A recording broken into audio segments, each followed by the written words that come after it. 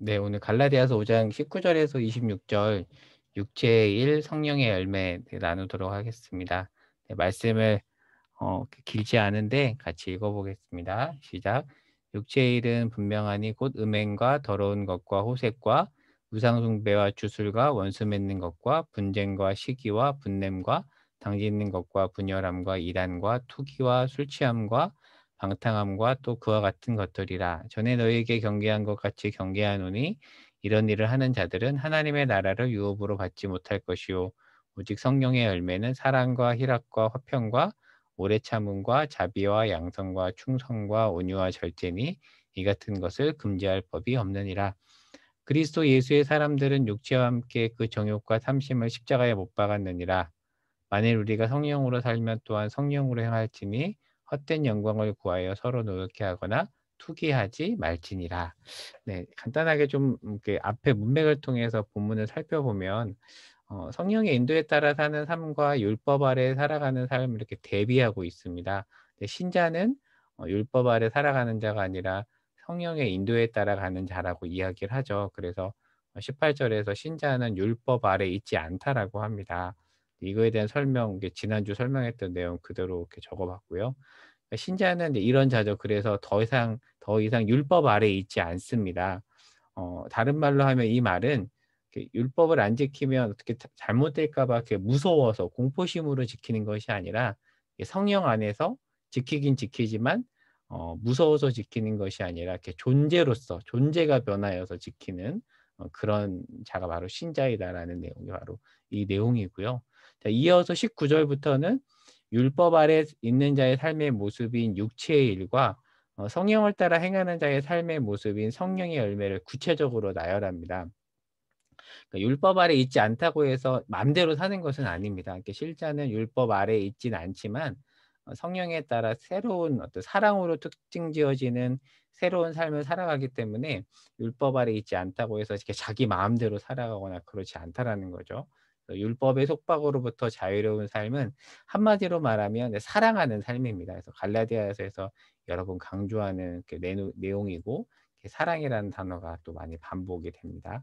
자, 그래서 이제 그 이후에 나오는 이제 육체의 일과 성령의 열매 항목들을 좀 살펴보겠습니다. 특별히 이제 육체의 일은 총 15가지가 언급이 되는데 카테고리고 분류를 한다면 이렇게 4가지로 분류할 수 있습니다. 성욕의 범주, 종교적 타락의 범주, 인간관계의 범주, 무절제의 범주. 근데 여기서 보면 이제 투기라는 단어가 나오는데 좀 약간 낯설죠. 특별히 여기서 말하는 이단은 어찌 보면 종교적 범주로 우리가 이해할 수 있는데 약간 번역의 문제인 것 같아요. 여기도 적어놨지만 이렇게 종파, 파당, 이렇게 실제 이단, 헬라어로 하이레시스 하면 우리가 흔히 아는 그 이단이기도 한데 문맥에 따라서 조금 번역이 달라지는 것 같아요. 근데 여기서 말하는 이단은 약간 파당, 이렇게 교회 안에서 이렇게 나뉘어지는 거. 그러니까 어찌 보면 당기는 것과 좀 비슷할 수 있는데 그쪽 개념에 가깝다라고 보면 될 것 같습니다. 마지막으로 또 개인적인 무절제의 범주 이렇게 언급합니다. 그래서 육체에 따라 행하는 자들의 삶의 모습이 이렇다라는 거고요. 근데 사실 이것들은 우리 자신에게서도 흔히 볼 수 있는 면들이 많이 있잖아요. 근데 어떤 이들은 그런데 나는 여기에 있어서는 좀 괜찮은데 괜찮지만 다른 것에 있어서는 "나는 다 자유해."라고 말할 수 있는 사람은 사실 아무도 없다라는 거죠. 사실 뭐 이 부분에 있어서는 괜찮다고 할 수 있지만 사실 우리 삶에 있어서 이제 시기, 내면적인 거잖아요. 뭐 분냄 많이 하잖아요. 그리고 나도 모르게 누군가 이렇게 당을 짓거나 이런 부분에 있어서 우리는 자유롭지 못합니다. 그런데 하나님은 이 모든 것들을 동등선상에서 보고 있다라는 거죠. 그렇다면 어 내가 이 죄를 짓지 않았다고 해서 자유롭다라고 우리는 말할 수 없고 사실 모든 인간은 하나님 앞에서 똑같은 죄인이라는 것을 이렇게 우리가 알 수 있습니다. 그래서 이것과 관련해서 이제 C.S. 루이스의 순전한 기독교에 나오는 내용을 이제 그대로 한번 옮겨와 봤는데요. 루이스가 이런 말을 해요. 성에 대해서 이제 길게 루이스가 3 부에서 이야기하거든요. 그런데 루이스는 이것이 기독교 도덕의 중심에 있는 것은 아니라고 이야기를 합니다. 그래서 그리스도인들은 순결하지 않은 것을 최고의 악으로 여긴다고 생각하면 착각입니다. 물론 그게 뭐 죄가 아니다라는 그 말이 아니라 더 문제가 되는 악이 있는데 사실 우리가 좀 그것들을 경시한다. 그게 어떤 게 정말 더 나쁜 것인가에 대해서 이렇게 설명을 해요. 쾌락 중에서 가장 나쁜 것은 전적으로 영적인 쾌락이라고 얘기를 합니다. 한번 읽어보겠습니다. 즉 잘못을 남에게 미루고 즐거워하는 것, 남을 자기 마음대로 휘두르거나 선심 쓰는 척하면서 흥을 깨트려 놓는 것, 험담을 즐기는 것, 권력을 즐기는 것, 이것이야말로 악하다라고 얘기합니다. 그러면서 이렇게 설명을 해요. 제 안에는 제가 정말 추구해야 할 인간적 자아와 싸우는 두 가지 적이 있는데 하나는 동물적 자아고 하나는 악마적 자아이다. 성적인 죄는 여기에 해당이 된다면 여기서 말한 어떤 이런 부분들은 악마적 자아에 속한다는 얘기를 해요. 근데 더 나쁜 것은 악마적 자아입니다라고 이제 루이스는 이렇게 말합니다. 그래서 교회에 꼬박꼬박 출석하는 냉정하고 독선적인 도덕가가 거리의 매춘보다 훨씬 더 지옥에 가까울 수 있는 이유가 여기 있습니다. 물론 우리는 둘 중 어느 쪽도 되지 않는 것이 좋겠지요. 그러나 우리가 보통 이것을 더 나쁘다라고 생각을 하지만 그렇지 않다. 이렇게 좀 다른 관점에서 또 우리가 이렇게 어찌 보면 우리의 폐부를 찌르는 그런 얘기를 또 루이스가 하고 있습니다. 이제 이렇게 정리해 봤어요. 성적 부정은 분명히 잘못된 거죠. 하지만 성적 부정을 비난하는 우리도 루이스의 지적과 본문에서 말하는 다른 육체의 열매에서 자유롭지 못하죠. 부끄럽죠. 그래서 이런 말씀을 읽으면 사실 부끄럽습니다. 그 하나님 앞에 딱 나오는 기도가 저 같은 경우는 하나님 죄송합니다. 아이고 어떡합니까? 이런 기도가 나오는데 그러면 어떻게 해야 될까요? 그냥 이렇게 좌절하고 끝나야 되는가? 그렇지 않죠. 나가야 되죠. 어떻게 해야 되는가? 갈라디아서는 우리를 향해서 성령을 따라 행하라라고 이야기합니다. 근데 이것은 지난주 살펴본 것처럼 이거 수동적 적극성을 가지고 성령의 인도하심 아래 나 역시 애써야 되는 부분이죠. 그러니까 하나님 100%, 나 100% 이렇게 성령의 인도하심 아래 또 내가 애써서 우리가 성령을 따라 행함으로써 우리 삶에 성령의 열매가 맺힐 수 있도록 우리가 또 애써야 됩니다. 근데 시기와 투기에 대해서 사실 제가 이거 정리하면서 우리 영어 전문가이신 우리 회장님께도 제가 질문을 했었는데요. 20절에서 말하는 시기하고요. 그리고 그 이후에 나온 투기가 좀 비슷해 보여요. 그래서 영어 성경에서도 보면 좀 비슷하게 하는데 성경학자들은 비슷하지만 다르다라는 얘기를 하는데 한번 정리해 봤습니다. 시기는 헬라어로 이제 젤러스라고 하는데 여기서 질이라는 단어가 이제 파생이 됐고요. 열광, 열정을 뜻합니다. 그러니까 사실 열정은 그 자체로 나쁜 건 아니잖아요. 이렇게 약간 중립적인 거지만 이게 좋은 방향으로 나가면 뭐 하나님을 사랑하고 이웃을 섬기는 쪽으로 향유될 수 있지만 나쁜 방향으로 사용되면 안 좋잖아요. 그러니까 그런 식의 의미라고 한다면 21절의 투기는 이렇게 조금은 부정적이다라고 또 그렇게 설명을 하더라고요. 그래서 뭐 이 차이에 대해서 한번 이렇게 정리해 봤고요. 이거 여기에 대해서 그 신원하 교수님, 고신대 기독에서 기독교 윤리학을 가르치시는 신원하 교수님이 쓴 죽음에 이르는 7가지 죄라는 책에서 이 두 가지를 좀 구분해서 설명을 했길래 그것을 그냥 그대로 옮겨와 봤습니다. 한번 읽어보시면 좋을 것 같아요. 그래서 이렇게 구분해요. 질투란 이웃이 지닌 것을 자기가 소유하지 못한 사실에 슬퍼하는 것이라면 시기는 자기가 갖지 못한 좋은 것을 이웃이 가진 사실에 슬퍼하는 거래요. 그래서 좀 다르다. 비슷하지만 다르다라고 하는데 한 번 딱 읽었을 때 확 와닿지 않죠. 근데 한번 여러 번 한번 읽어보시면 조금 좀 이해가 될 것 같고요. 근데 여기서 죽음에 이르는 7가지 이제 보통 7가지 대죄라고 하잖아요. 대죄. 카톨릭에서도 역사적으로 계속 이렇게 이 부분을 많이 지적했던 건데 그중에서 근데 시기를 또 굉장히 큰 죄 중에 하나로 이렇게 다룹니다. 그래서 한번 네. 끝나고 나서 한번 읽어보시면 좀 도움이 될 것 같고요. 자, 그런데 이제 이후에 이런 표현이 나와요. 육체 열매를 맺는 자들은 하나님 나라를 유업으로 받지 못한다라는 표현이 있습니다. 그래서 이 표현을 보고 우리가 이렇게 생각할 수 있습니다. 그러면 그런 죄를 짓는 사람 지옥행이야. 사실 저 어렸을 때 이렇게 수련회 가면 좀 그런 겁박들을 좀 많이 받았거든요. 너 어제 뭐 이상한 거 봤지, 뭐 거짓말했지, 뭐 누구 미워했지.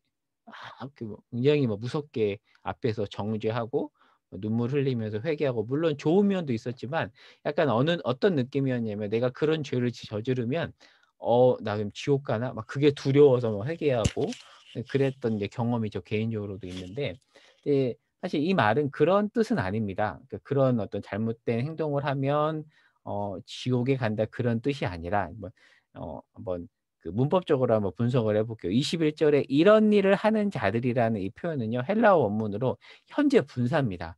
그러니까 제대로 번역을 하면 이런 육체의 일들을 실수나 우발적으로 한 번 맺는 정도가 아니라 이러한 열매를, 그러니까 시기하고 당을 짓고 막 성적인 죄를 짓고 이런 것을 끊임없이 계속해서, 그러니까 우발적으로 한 번 딱 하는 게 아니라 맺는 것을 관행으로, 하나의 삶의 패턴으로. 그래서 누군가를 우리는 사실 미워하고 나면 아침에 묵상할 때 회개하잖아요. '아 하나님 그러면 안 되는데 죄송합니다.' 회개하는데, 이런 자들은 전혀 죄책감을 느끼지 않고 그냥 당연하게 여기고, 그런 자들을 향해서 그들은 하나님 나라를 유업으로 받지 못한다라고 이야기를 하는 겁니다. 하지만 우리는 신자로서 신분이 바뀌었지만 수준에 있어서 미진한 상태에서 회개하면서 죄책감을 가지면서 죄를 짓는 거기 때문에 그들과는 조금 다르다라고 볼 수 있습니다. 즉 우리는 이것을 관행으로나 삶의 패턴으로 가지고 있지는 않습니다. 즉 다른 말로 한다면 죄가 왕노릇하지 않죠.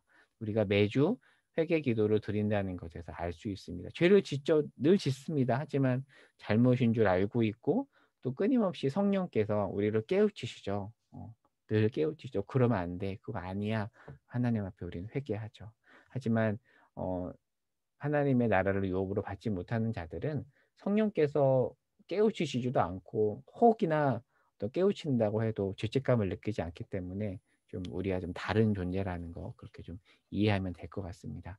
이렇게 본다면 우리는 하나님 나라를 유업으로 받지 못할 자가 아니죠. 그래서 이 표현은 일종의 경고의 말로 이해하면 될 것 같아요. 이렇게 얘기하는 거죠. "야 너희는 다른 존재 아니냐. 이미 하나님 나라를 유업으로 받은 자이기 때문에 성령의 인도하심 아래서 다르게 살아가야 되는데 그러면 안 되지. 너는 그네들과 다르잖아."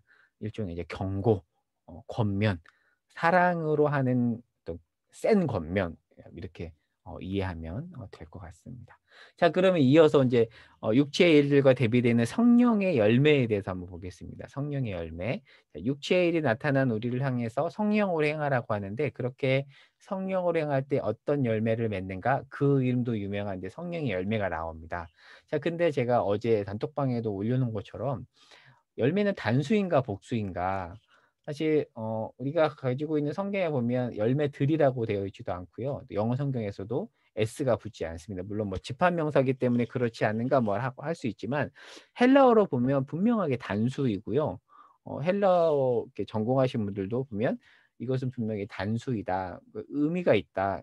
뭔가 어 우리가 깊이 이해해야 될 의미가 있다라는 얘기를 합니다.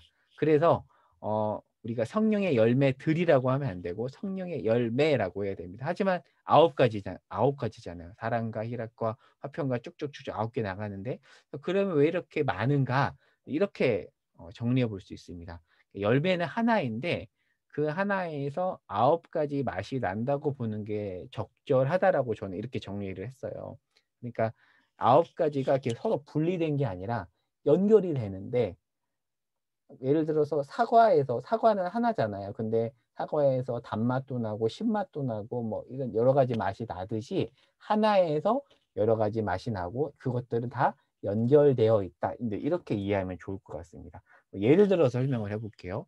9 가지 열매들, 우리가 흔히 알고 있는 9 가지 열매들에서 사랑도 있고 오래 참음도 있잖아요. 자 그렇다면 이게 한 열매에서 나온 것이 나온 맛이기 때문에 이 둘은 분리되지 않습니다. 그러니까 정말 누군가를 사랑하는 자는 오래 참습니다. 자 근데 그 스토커들은 사랑한다고 하지만 오래 참지 못하잖아요. 그러니까 사랑이 아닌 거죠. 그렇죠. 데이트 폭력은 사랑이 아닙니다. 정말 사랑하는 자는 오래오래 참습니다. 연결되어 있기 때문에 그렇다는 거죠. 그래서 9 가지 맛은 하나로 연결되어 있기 때문에 성령의 열매는 9 가지 맛이 균형 있게 골고루 난다라고 그렇게 볼 수가 있습니다. 그래서 블루 오브 더 스피릿, 성령의 열매, 이렇게 얘기하는 거죠. 근데 왜 그러면 사랑이 가장 앞에 있는가? 사랑으로 시작하잖아요. 사랑과 희락과 이렇게 사랑으로 시작하는 이유는 사랑이 주된 맛이고 나머지 8 가지 맛은 부차적으로 골고루 난다. 좀 이렇게 해석해 볼 수 있습니다. 왜 그렇게 얘기하는가? 사실 5장에서 계속 사랑을 강조하거든요. 5장 13절, 14절에서도 사랑을 강조합니다. 이것은 자연스럽게 성령의 열매와 연결이 되는데, 그래서 22절, 23절의 성령의 열매는 사랑의 다양한 측면이고 5장 6절과 연결해 보면 사랑으로서 역사하던 믿음의 결과이기도 합니다. 그리고 어떤 주석가는 성령의 열매는 5장 5절에서 말하는 미래에 칭의받은 이들의 모습이자 그리스도의 형상을 이루어가는 사람들의 모습이라는 거죠. 그래서 사랑하는 사람은 기쁘고 그 안에 기쁨이 있고 화평이라고 하니까 좀 와닿지 않지만 이렇게 평안함이라고 볼 수 있을 것 같고요. 오래 참음, 그리고 그냥 친절하죠. 친절하고 양선이라고 이제 번역이 됐지만 이렇게 선행이라고 번역하면 좀 적절하지 않을까 싶어요. 굿니스, 그다음에 faithfulness. 자꾸 이제 충성이라고 하니까 약간 군대 느낌이 나지만 신실함이라고 번역하면 더 좋을 것 같아요. 늘 변함. 그런 사람들 있잖아요. 변함없이 어떤 상황에서도 꿋꿋하게 이렇게 그 자세를 유지하는 신실함. 참, 참 멋진 성품이잖아요. 그러니까 사랑하는 사람은 신실합니다. 그리고 온유하죠. 젠틀하고요. 그리고 자기를 잘 절제합니다. 이것들은 어, 하나의 열매에서 나온 9가지 열매인데 참 우리 삶에서 저의 삶에서 이런 열매들이 나타나기를 정말 이렇게 소원합니다. 근데 잘 안 되죠. 하지만 우리가 성령의 도우심 아래 우리 삶 속에서 우리가 누군가를 만날 때 우리 삶 속에서 이런 맛들이 난다라면 얼마나 기쁠까요? 그리고 우리 공동체 안에서도 이런 맛들이 막 난다면 참 좋겠죠. 하나님께서 우리를 그렇게 만들어 가실 거라고 생각을 합니다.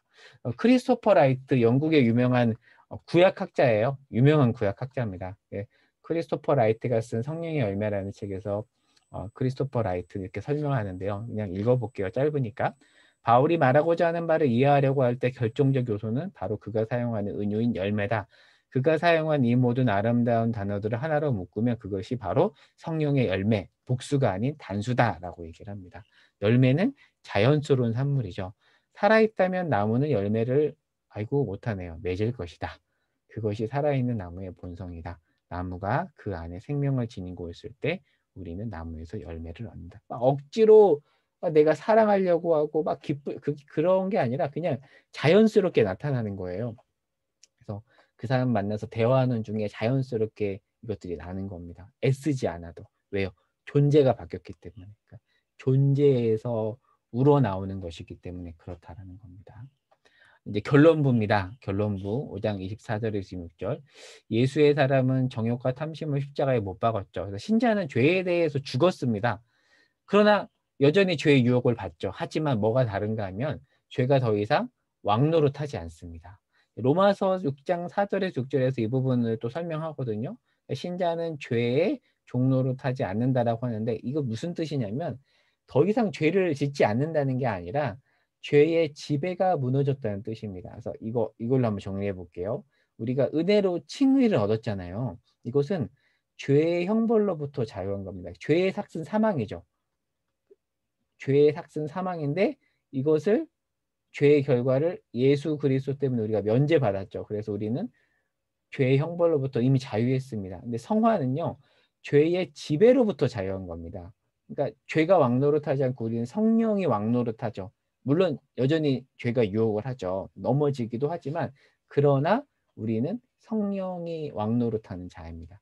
근데 이 땅에 사는 동안에 여전히 우리는 유혹을 받기 때문에 끊임없이 싸워야 됩니다. 그러나 예수님이 다시 오실 때는 죄 자체로부터 완전히 자유하겠죠. 이 땅에서는 이 일은 일어나지 않습니다. 그래서 우리는 늘 이렇게 번민하고 오호라 나는 공고한 사람이로다 그렇게 고백할 수밖에 없는 거죠.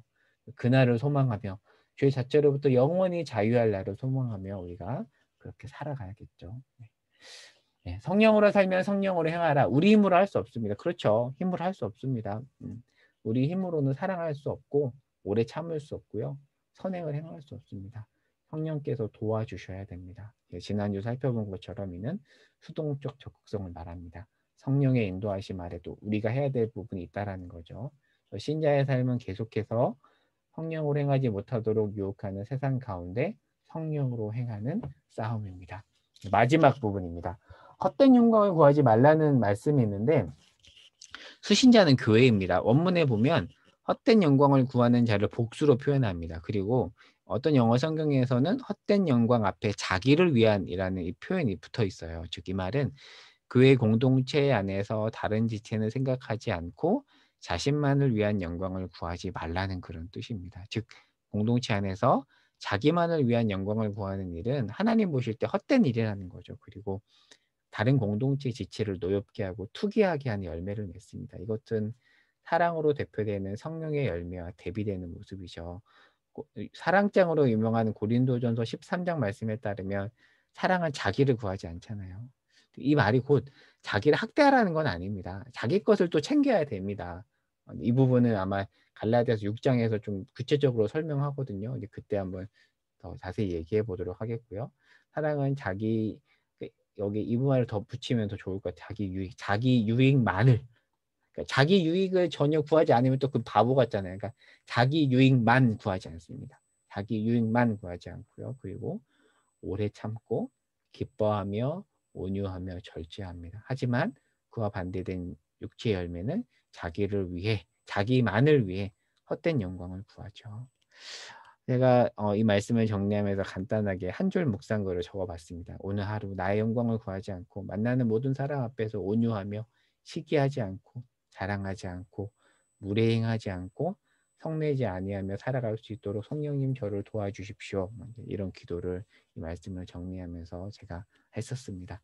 네, 속으로 나눈 질문 두 가지 적어봤습니다. 첫 번째, 죄에서 완전히 자유롭진 않지만 죄의 지배는 받지 않는다. 이 말이 무슨 뜻일까 한번 이렇게 나눠보면 좋을 것 같고요. 그리고 두 번째, 우리 삶에 늘 이렇게 스멀스멀 올라온 육체 일들이 있잖아요. 무엇이 있을지, 그리고 하나님이 나에게 원하시는 모습은 무엇일까 한번 다른 사람 말고 우리 자신을 한번 이렇게 돌아보면서 은혜를 구하면서 또 나눔을 가지면 좋을 것 같습니다.